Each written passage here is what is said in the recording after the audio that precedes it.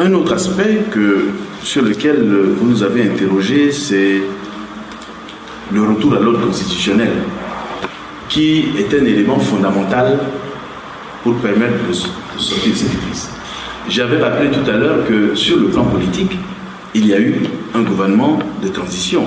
En tant que gouvernement de transition, il y a eu une mission précise et forcément n'a pas la légitimité ni la force nécessaire d'engager un certain nombre d'actions qui engagent toute la nation.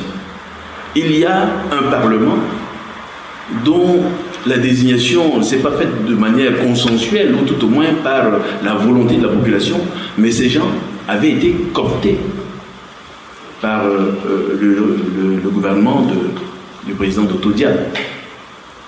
Et la forme de leur désignation sujette à caution, parce qu'au jour d'aujourd'hui, toute la population ne se reconnaît pas forcément dans le Conseil national de transition. Il est temps que des représentants de la population, que des élections pour désigner les véritables représentants de la population, c'est-à-dire un Parlement élu.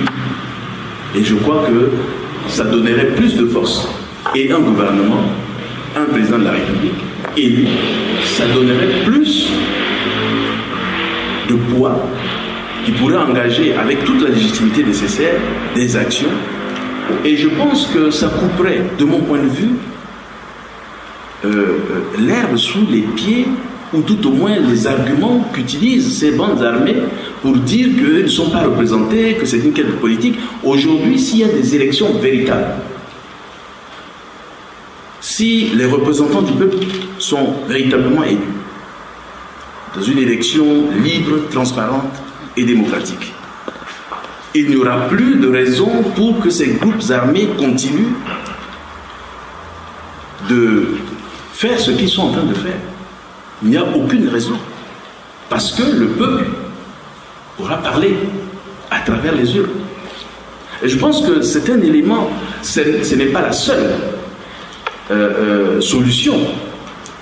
Donc il faut tenir compte des autres exemples. C'est-à-dire que le retour, les élections, ça ne suffit pas, ça doit être complété. Mais je pense que c'est un élément important pour mettre fin pour aider à sortir de cette crise. Il y a un découpage qui se fait en ce moment par le gouvernement, puisque c'est du domaine de l'exécutif. Et il ne faudrait pas qu'on continue de gonfler de manière artificielle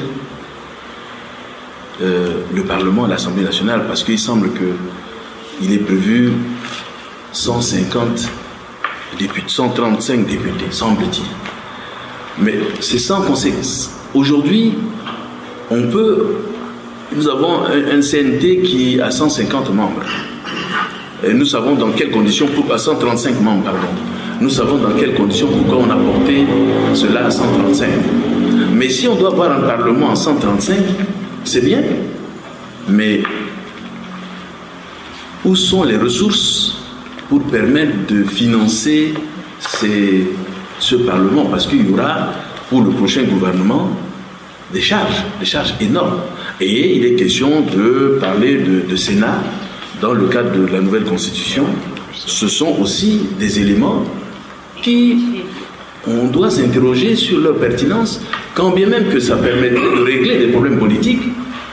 Mais il faudrait bien qu'on puisse regarder ça avec, s'il y a une deuxième chambre, il faudrait regarder avec le coût que ça va générer pour le prochain gouvernement. Avons-nous les moyens de continuer à financer ça?